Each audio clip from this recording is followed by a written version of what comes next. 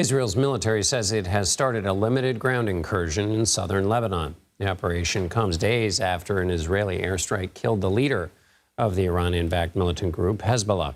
The Pentagon says it's positioning a few thousand additional forces in the region to defend U.S. interests at a moment's notice.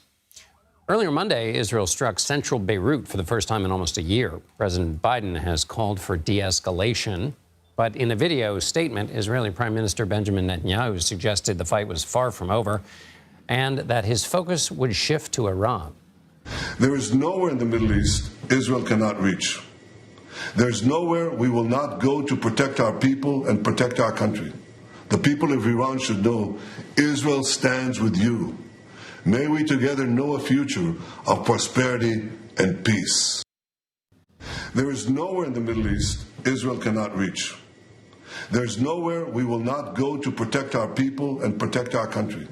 The people of Iran should know Israel stands with you. May we together know a future of prosperity and peace. Let's bring in Andrew Boyd. He's the former chief of operations at the CIA's Counterterrorism Mission Center and a CBS News contributor. So what is your assessment of Israel's ultimate goal when you see the latest moves they've been taking? Good evening, John. Their ultimate goals are to eliminate Hezbollah as a threat to northern Israel or to Israel writ large, to destroy the threat posed by Hamas since October 7th, and I believe to deter Iran from taking action that retaliatory or otherwise that would be destabilizing to the entire region, obviously, but a grave threat to Israel. And I think their final strategic goal is once they've eliminated these threats to develop productive economic relationships with the rest of the Arab world, which prior to the October 7th attacks from Hamas, they were doing with the Saudis, with the Emiratis and others. Do you think, Andrew, that's possible given what Israel has done? There used to be, during the Bush administration and even before, discussion about the Arab Street, the idea that the Arab anger over Israeli treatment of Palestinians would make it very difficult for other nations to work with Israel. Isn't that anger going to be increased by the recent activity and make those kinds of arrangements more difficult?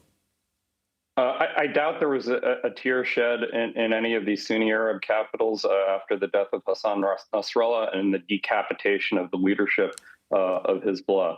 The Saudis and others in the Sunni Arab world want to have some rapprochement with the Iranians.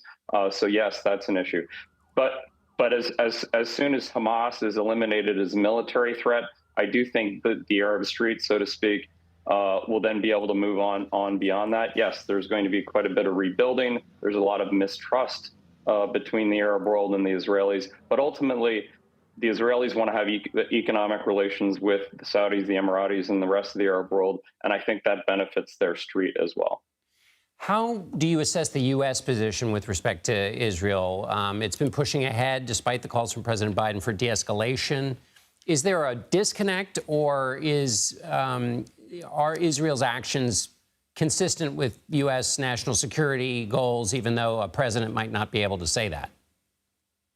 I think it's mixed. I mean, the United States has global security responsibilities. The Israelis do not have that. So I understand why the White House is looking for a ceasefire, a negotiated settlement. But I really think all politics being local, I don't think that's really practical in Israel currently. The overwhelming majority of Israeli citizens want external threats to be eliminated. They've 100,000 Israelis who had to move out of northern Israel because of the threat from Hezbollah want to go back to their homes. Prime Minister Netanyahu, who leads a fairly extreme government, but I believe that any prime minister who is in power on October 7th and beyond would be following basically the same tactical and strategic principles because the overwhelming majority of Israeli citizens demand it. What is it? How should we understand the death of Hezbollah's leadership in terms of that group's ability to operate, how much of a blow that is, and how much Israel may have the upper hand now?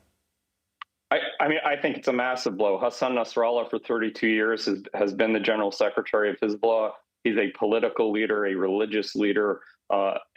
Frankly, was an inspiration to the Shia population. there were pivot points that degraded their credibility, starting on February 14th, 2005, when Hezbollah colluded with the Syrians to assassinate Prime Minister Rafiq Hariri. I don't think Hezbollah has ever been looked upon the same, and there's been a great deal of distrust. But he was probably the most credible Arab leader in the region. Their command and control has been decimated. Hassan Nasrallah, Ali Karki, Fuad Shukr earlier this summer.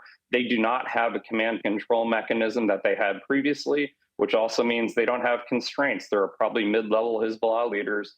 Hezbollah is a wounded animal. Wounded animals can be dangerous. Those mid-level leaders may be trying to make a name for themselves. They still have ballistic missiles. So it's a very dangerous time with Hezbollah. So I understand why the Israelis are looking for a ground incursion and are continuing their repeated airstrikes around Lebanon. Andrew Boyd, thank you so much.